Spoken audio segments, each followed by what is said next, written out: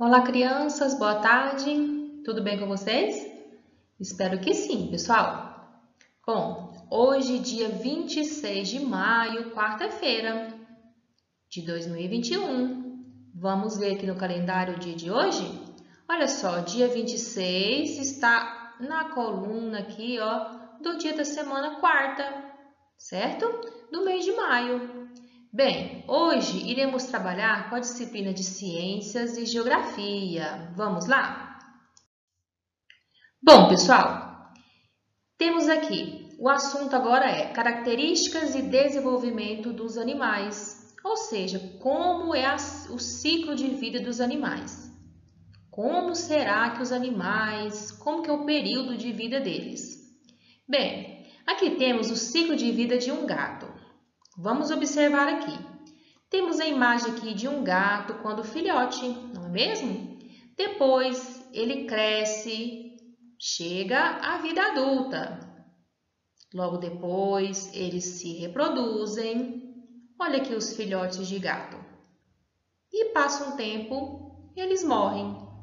Então todos os seres vivos, eles nascem, crescem, alguns se reproduzem, nem todos os seres vivos reproduzem. No caso dos gatos, sim.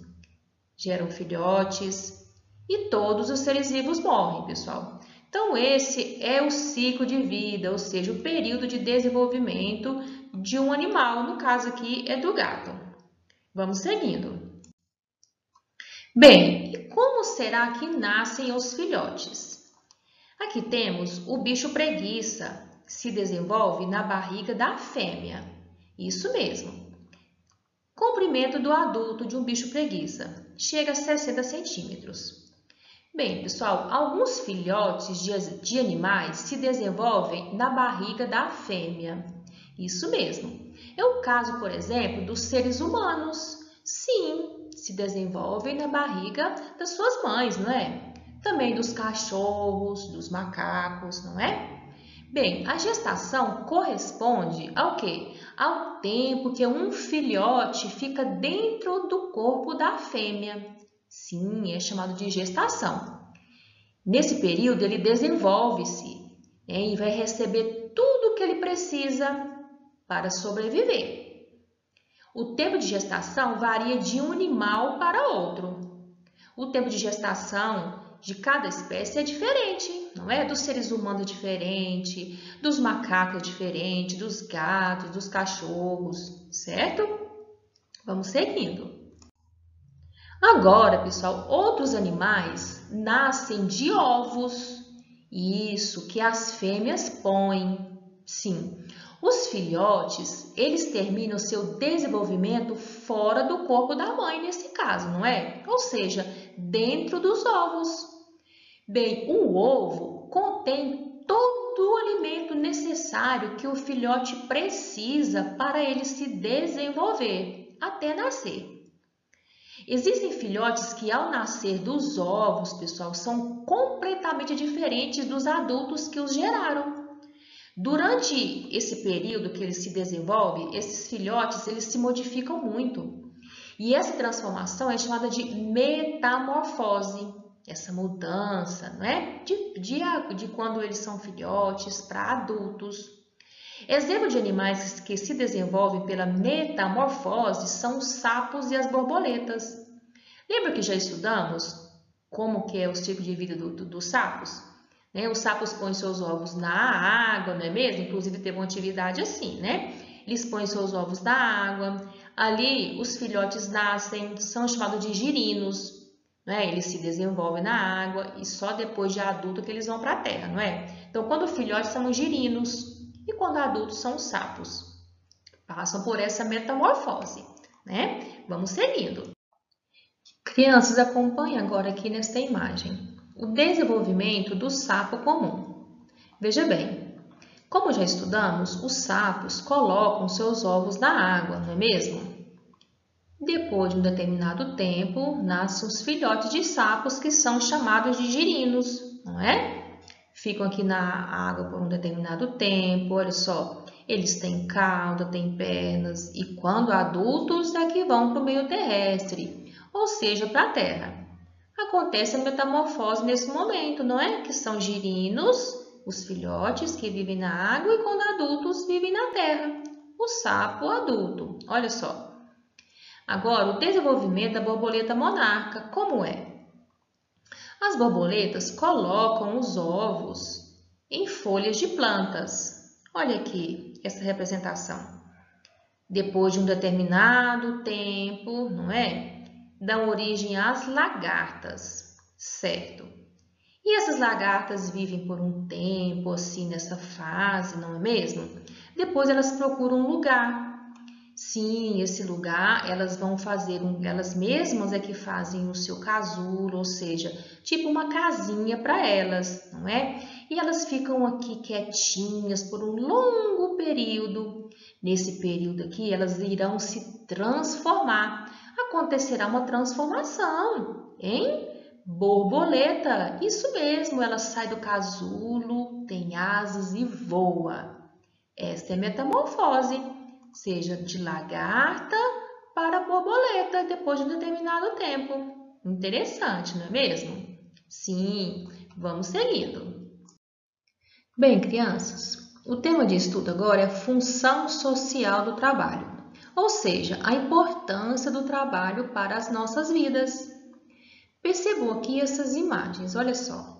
Temos aqui uma pessoa, né, que está numa floresta, numa mata, produzindo um fogo, provavelmente para se proteger do frio, não é? Ou mesmo preparar um alimento. Aqui temos pessoas na construção de uma casa. Aqui pessoas cultivando o alimento, ou seja, na plantação de vegetais e cuidando. Aqui uma pessoa estudando, não é? Ou seja, todas essas situações são situações de trabalho. Mas o que será trabalho, pessoal? Bem, nós seres humanos, para sobrevivermos, né, a todas as situações da natureza, né, ou seja, para protegermos da chuva, para protegermos assim do frio, do sol quente, para nos alimentarmos, não é? Para nos abrigarmos, nós desenvolvemos, né, habilidades, ou seja, o nosso modo de agir que possibilitasse que a gente atue no meio em que a gente vive, não é? E dessa natureza, ou seja, desse meio, a gente possibilita manter-se vivo, né? Por exemplo, nós aprendemos a construir casas, não é mesmo? Para quê? Protegermos da chuva, do sol quente, do frio, para nos abrigarmos, não é mesmo? Sim, aprendemos a plantar, né? A cultivar o nosso próprio alimento para sobrevivermos, não é? Saciar a fome. Também cuidar da saúde na prática de atividades físicas, não é? Para cuidarmos da saúde tanto do corpo como da mente, não é? Sim. Ou seja, todas essas ações, todas essas habilidades denomina-se trabalho.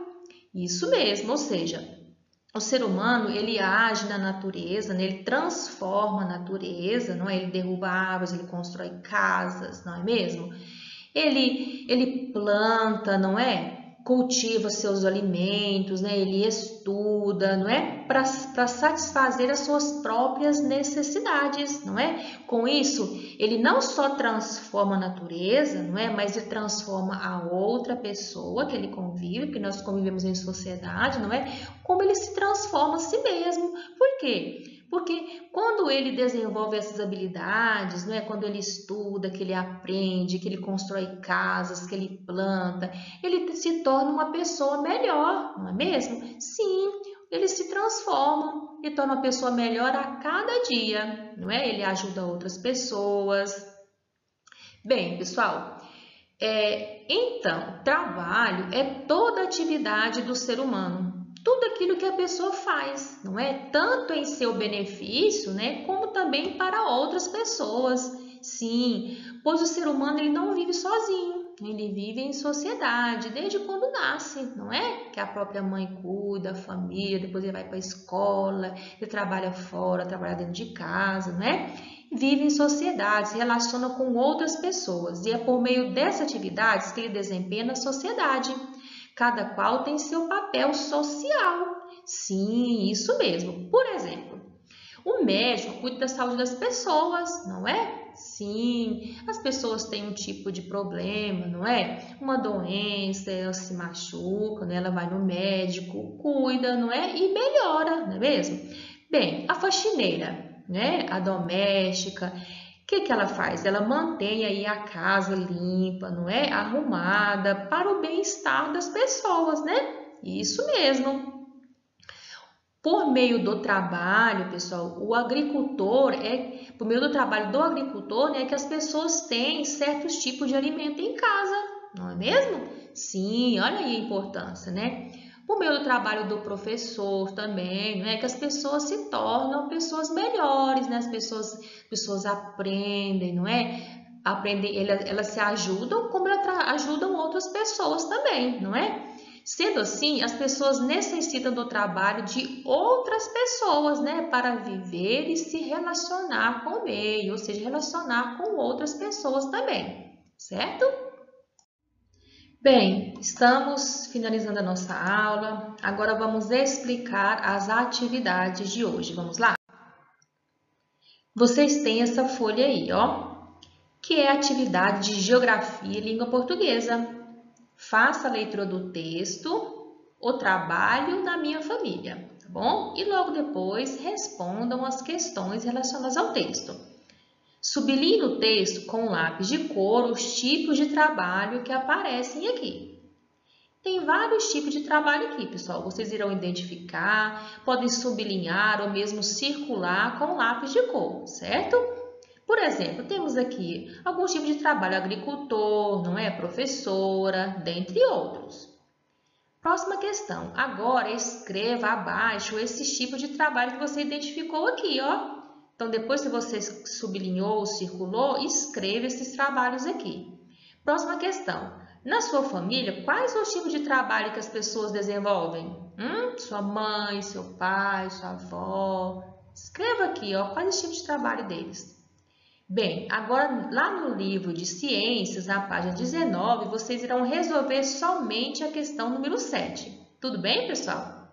Essa é a atividade de hoje, bem pouquinho e simples, não é? Bem, desejo a você uma ótima tarde repleta de luz, de amor, de carinho e felicidade. E até a nossa próxima aula. Tchau!